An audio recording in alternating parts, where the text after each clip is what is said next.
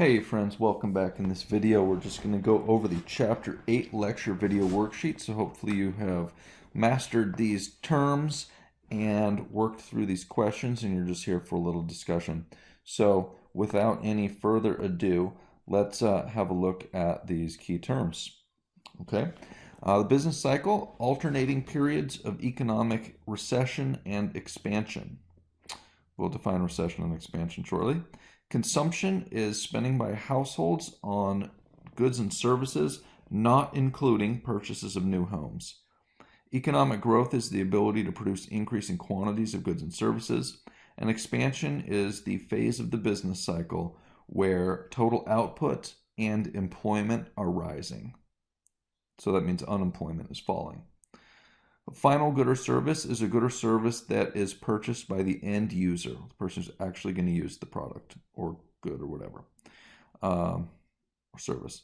Government purchases, these are purchases by the government on goods and services, and so this is one of the components of the gross domestic product. Gross domestic product is the market value of all final goods and services produced within an economy, within a country, I should say, during a given time period, typically 1 year. It's our measure of total production. The inflation rate is the annual percentage increase in the price level. An intermediate good or service is a good or service that is used in the production of a final good or service. Like, for example, flour is an intermediate good to the production of bread, right? Investment is spending by firms on a bunch of different things like machines, office buildings, additions to inventory, stuff like that. And also the spending by households on new homes goes in the investment category. Macroeconomics, this is the study of kind of the economy overall, the economy as a whole. Microeconomics is the study of individuals within the economy, like individual firms, individual households, thinking about how they make decisions. Net exports, this is one of our components of GDP. The GDP accounting identity is consumption plus investment plus government expenditure. We've handled all those already. And this is net exports, and this is exports minus imports. We include this term in GDP because it accounts for international trade. In GDP, we're trying to find the value of everything produced within the United States. And when we just add up consumption, investment, and government expenditure, that's just spending by Americans. The problem is that we produce stuff that isn't bought by Americans, that is sold overseas. Those are exports. We want to include exports in our GDP because those things by definition were produced here. However, when we add up all the spending by Americans, a lot of the things we buy are imported, and we do not want to include those in GDP because they're not produced in the country. So we have to subtract imports from our GDP accounting identity. And so the GDP accounting identity becomes consumption plus investment plus government expenditures plus net exports, where net exports is just exports minus imports. Nominal GDP is the value of goods and services evaluated at current year prices.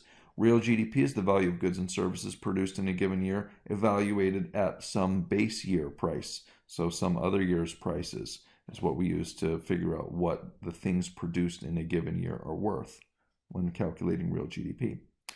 A recession is the phase of the business cycle where production and employment are falling, so unemployment is rising.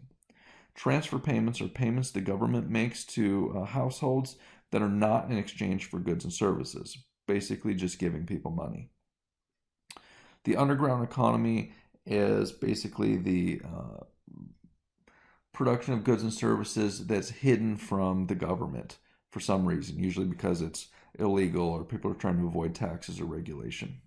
Okay, so those are the key terms. Let's have a look at the questions here. Okay, so number one says, why do we measure market values instead of quantities when calculating GDP? Well, we measure market values instead of quantities because keeping track of quantities would be really difficult, and you can always produce more of one good by producing less of another. So having a list of the things we produce and comparing it from one year to the next would make it really hard to figure out if we were producing more stuff and creating more value, or if we were like in a recession and producing less stuff. So instead, we just keep track of the market value of what we produce. The market value, is what everything is worth. And when you have a dollar value for GDP from one year, it's really easy to compare it to a dollar value for GDP the next year and figure out if we're doing better or worse or what. So that's why we use market values instead of quantities. Okay, so number 2 here says that intermediate good, or what are intermediate goods? Intermediate goods are goods that are used in the production of a final good. I defined that above. It's kind of duplicative, isn't it? Okay, so number 3 says, what are final goods and why are they the only ones included in GDP? So final goods are goods that are purchased by the end user, and we only include the final goods in GDP as opposed to also including the intermediate goods, because the final goods include all of the value of the intermediate goods, right? If you buy a loaf of bread, that includes the value of the flour. If you were to count the flour and the bread, you'd be counting the value of the flour twice because the flour is already in the bread, right? So that's why we only include final goods instead of intermediate goods. It's to avoid double counting the intermediate goods. Okay, number 4 here. When we add up GDP, are we including goods that are produced by American nationals or within the borders? Within the borders. Produced by American nationals, that would be GNP. GDP measures what's produced within the borders. If we're wondering about what's produced by Americans, that's GNP. Okay, number 5 here. Why don't we include transactions involving used goods in GDP? That's because the used goods, the value of the used goods was already counted in the year that the used good was produced in. And so if we count it again in the current year, we're double counting it. And that ruins the whole point of counting. You don't want to count things twice. Okay, in general, so number 6 here says, in general, does GDP overestimate or underestimate the true value of production? It underestimates the true value of production, always. So whenever you see a GDP number, know that the true value of what's produced is a little bit more. So number 7, what are the factors that influence the mismeasurement of GDP? In other words, why is it underestimating it? Well, it's because GDP does not include the value of household production or underground economic activity, basically because the government can't observe those activities. Economists would love to include everything that is produced, but if the government can't see it, then it doesn't make its way into GDP, and that's what happens with household production and underground economic activity. Okay, number 8 here says, does the fact that GDP is not a perfect estimate of total production dramatically reduce its usefulness? No, it does not dramatically reduce its usefulness. The reason we're keeping track of GDP is to kind of monitor what's going on with the economy. What is the trend, right? We want to know if we're producing less stuff, because that means we'll have less to consume and there will be less income going around and fewer people will have jobs. If we're in that situation, there are things that we can do about it. So we calculate GDP to see, kind of the most important thing really is the rate of change in GDP from one year to the next. Are things getting better or are they getting worse? And yeah, GDP is not a perfect estimate of total production, but as long as we make the same mistakes consistently each year, then when we compare one year to the next, we can still get a feeling for whether or not we're producing more or producing less. And that's really the point.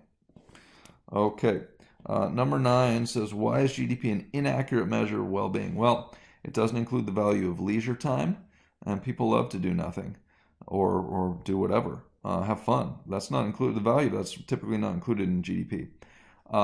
GDP doesn't include, it's not adjusted for pollution or other negative effects of production. It does not include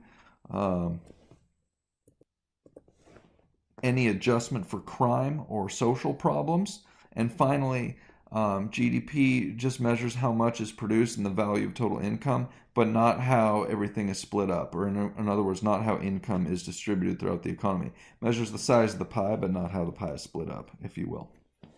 Okay, number 10. If crime rates fell dramatically, what would happen to GDP and how would it affect our overall well-being? Well, GDP would fall because we would spend less money on police, prisons, and the whole justice system. So falling GDP, you might think, oh, that's bad. But no, in this case, crime rates declining makes us overall better off. So if crime rates fell, GDP would fall, but we'd actually be better off. Okay.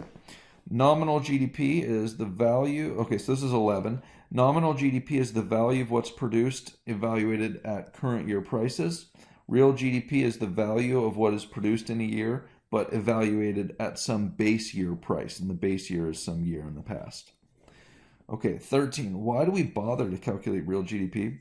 Well, if we just had nominal GDP, you could compare GDP from one year to the next, but you wouldn't be able to distinguish whether or not the economy was actually growing and producing increasing quantities, or whether or not an increase in the nominal GDPs from one year to the next is only related to price level changes. We generally don't like it when prices go up. Just because prices rise doesn't mean the thing is more valuable. So if you looked at GDP and you had some inflation going and price level was rising, you could see GDP going up when actually we might be producing the exact same stuff from one year to the next.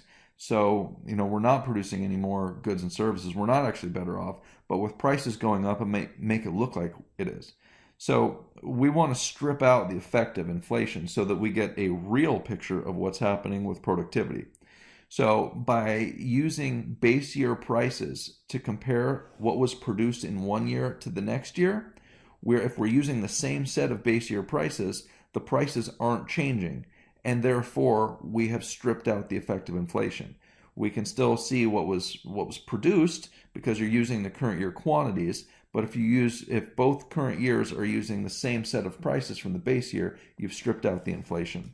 And that gives us a much more accurate picture of what's actually happening with the economy. Okay, number 14, what is GNP and how does it differ from GDP? I covered this above. GNP, gross national product, the value of what's produced by American nationals, citizens, if you will. GDP, gross domestic product, the value of what's produced domestically within the borders of the country. So that's the difference. GDP is produced within the borders. GNP is produced by our citizens. That's the difference. Okay. So looking at this chart here, or this table, I should say, let's answer these questions, right? What is nominal GDP? Okay, so here we have the chart. What is nominal GDP? Not a chart, a table, darn it. What is nominal GDP for 2018? Okay, so that's 2018 quantities, because we're measuring what was produced in 2018. And this is nominal GDP, so we're evaluating that at current year prices. So this is 2018's production evaluated at 2018's prices. So basically, we're going to be multiplying these quantities by these prices. However, look at this note right here, right? All tobacco is used to produce cigars. That means that tobacco is an intermediate good, and we exclude it from GDP. All right, so we don't include the tobacco because the value of the tobacco is already in the cigars. If we count the tobacco and the cigars, we're counting the tobacco 2 times. All right, so now then, nominal GDP for 2018 nominal GDP, we are just multiplying the 100 cigars times the, oops, I should multiply there, times the $6, so that's $600 in cigars. And then you've got the whiskey. You got 50 units of whiskey at $20 each. That's $1,000. And then we've got the ibuprofen, 200 units at $2. Sorry, my handwriting's not doing very well. That's $400 right there. All right. So that gives us a nominal GDP for 2018 of $2,000. All right. Makes sense you'd want ibuprofen if all you were producing was whiskey and cigars, doesn't it? It does to me. All right, then. So let us do this last part here. Using 2012 as the base year, what is the real GDP for 2019? Okay, so remember that, so this is real GDP 2019. Okay, so remember, when we're calculating GDP, we're always using the quantities from the current year. But real GDP means we use the prices from the base year, whereas with nominal, we use prices from the current year. Okay, so real GDP for 2019, here's 2019 up here, right? We're going to use the quantities from 2019, but we're going to use the prices from the base year of 2012. Okay, so in 2019, we had 110 cigars that were $4 each because we're using the price from the base year, right? And then we have the 20 units of whiskey, and the base year price for that's $15. And then we have, oh, sorry, I screwed that up completely, didn't I? Oops, glad I caught the error. All right, so sorry about that. So for the whiskey, we have 60 units of whiskey, and those are $15 each, right? So 60 times 15. And what are these? I should add these up. Okay, so this is 440. 60 times 15, that's 900, isn't it? Yeah, it is. Okay, and then for the ibuprofen, we have 200 units of ibuprofen again. And now we're using the base year price of $1. $1. Okay, so it's 200 bucks in ibuprofen. So add this all up, and we get a real GDP for 2019 of 1540, friends. 1540. So, hope that makes sense to you. If you have any questions, please shoot me an email. Thank you for watching.